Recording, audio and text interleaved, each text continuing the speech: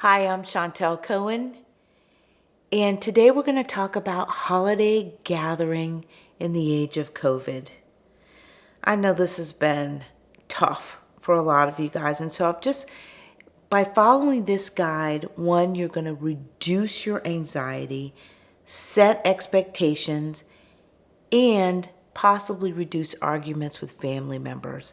So I hope I got your attention with that one, because I've been hearing from a lot of people that, what do I do if, I have one set of expectations, and how do I communicate that to my family members? Or what if I have one set of expectations and my family members have another? So really setting those boundaries are going to be important. So here are some things that I think you can do that will help gathering in the age of COVID. Keep celebrations to 10 people and under. And I know this one is a tough one, guys. And so I do want you to set expectations. Talk to your family members and say, hey, we're trying to keep our gatherings at 10 people. And so what you can do is maybe, let's say you and your sibling live in the same city. Have maybe 10 people gather at your siblings and 10 people gather at your place.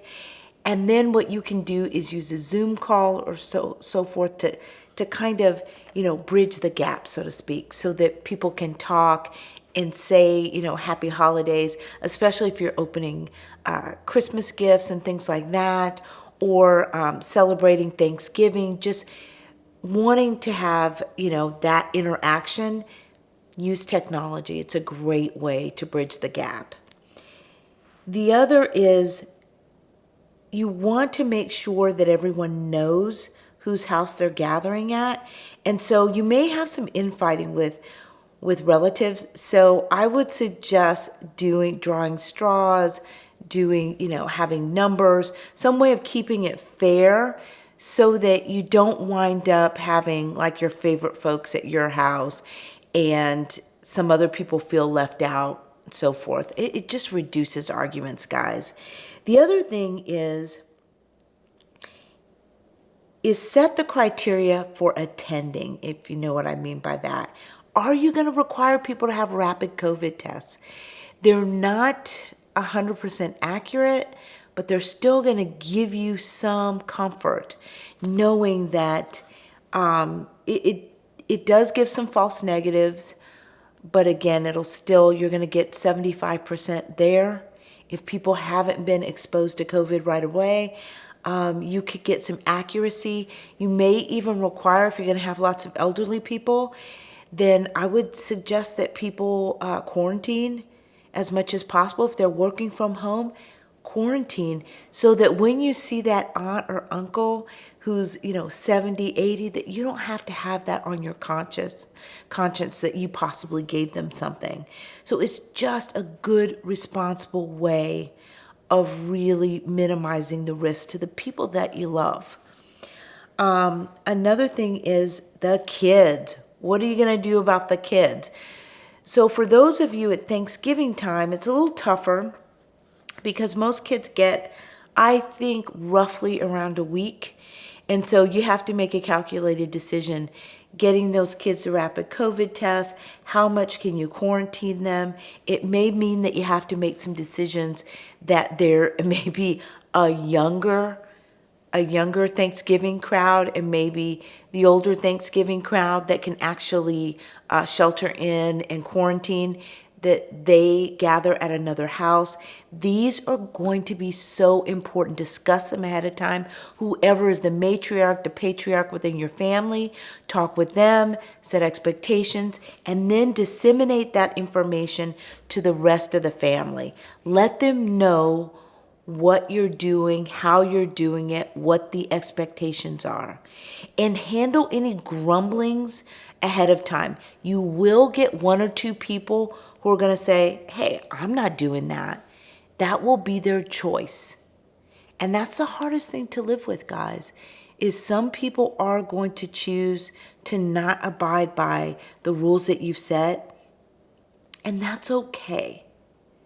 Do what you can to make them feel included. Don't say, well, hey, you know what? You're on your own. You can just spend it by yourself. Just say, I understand that this doesn't fit or match with your expectations for the holidays. And so here's what I suggest.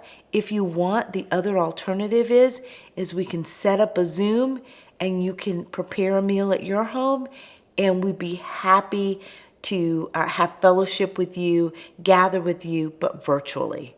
So you've given them another option, and again, they could say no to that. Here is the other big caveat, guys. Anyone who is tech savvy within the family needs to create a sheet, especially for people over 50, to use Zoom or whatever you're going to use, Skype, so that they know what to do. Put step by step, even include a YouTube video. Sometimes there are great YouTube videos on how to, so that they know, and then do a test run with them before the holiday so that they're not frustrated on Thanksgiving or Christmas saying, I can't get on, I don't know what to do. They're calling you, they're nervous, they feel like they're missing out. Do the test run, put someone in charge of technology. And then again, cheat sheet, maybe even an email with a link to something on YouTube or Facebook. So here are some things that you can do if you're also having people at your home, and those 10 or so people, right? You can make sure that you take temperatures. You can even send out maybe an hour before a symptom sheet. Obviously, it's going to be done on the honor system. Have people fill it out. Ask people that if they do have some of those symptoms, that they need to stay at home, and then you will give them all of the information about technology so that they can still join, so that they're not left out. And at that point, you may even decide, if it's one person from a family of 4, you may decide that all 4 stay at home. Just because that one person, you may not want to leave them alone and have them feel ostracized. And more than likely, if they're feeling it and they've been exposed, possibly, it means their family members could have been exposed as well, those who are living in the same household. And so also think about how you'll pray. I know that this is one that most people don't think about, but a lot of times we gather, in my family, a lot of times we hold hands. You may want to reduce that. You may want to tell people that, you know what, we're going to elbow bump, we're going to do, air kisses, but we're not going to kiss and hug this holiday season. Send out those virtual hugs, or those hugs that you say, I wish I could hug you. Let them know that the one thing I want to do is wrap my arms around you, but because I love you so much, I'm choosing not to this year. And so if you feel like you need to touch in some way, then, I would suggest linking arm in arm or just elbow touching, because you're going to be sitting at a table together. Hopefully all of you are healthy. Now you're deciding, like at a restaurant, you're going to take off those masks and eat, etc. And so how you decide to pray. Also, I have a friend who's Mormon, and oftentimes they pray like this. And I don't know if that's unique to their family, but when I've gone to Mormon gatherings, I've seen other people do that. And so you can just cross your arms, lower your head. It's a way to be in prayer with everyone around the table without linking arms or holding hands. So hopefully that's an acceptable solution to you all. You have to decide what's right for your family. Also, this is another one. How many people are you going to have in the kitchen? And so thinking about kitchens, sometimes our kitchen is wide open, but oftentimes they can be closed, especially in older homes. And so do you want 5 or 6 people in that enclosed space? You may want to have people take shifts, have people cook at home and bring dishes. That means that you have less people sort of gathering in that small space. It's just another way of being safe. even though you're going to do everything that you can to practice social distancing, etc., you're going to gather in that small group, you're not going to hug, so forth, we still want to act as if everyone has it. And so gathering in a small kitchen, 5, 6 people and everybody shoulder to shoulder may not be the best option. So think about cooking ahead of time. Think about potluck this year, guys. It's a great way. It doesn't have the burden on one person. I will tell you that people are up to here with household chores. Most people are working from home. They're homeschooling. The average female I know has almost an extra 12 hours of work in her week. And so the last thing that, and traditionally women, and please, I'm not trying to offend anyone because I know there are lots of guys that cook and help with meals, etc. Traditionally, a lot of time women take over those holiday meals. And man, oh man, women have been up to here. And I'm going to talk about that in another video as well, about how women have been shouldering a lot of the extra burdens that COVID has presented. So doing a potluck is just considerate.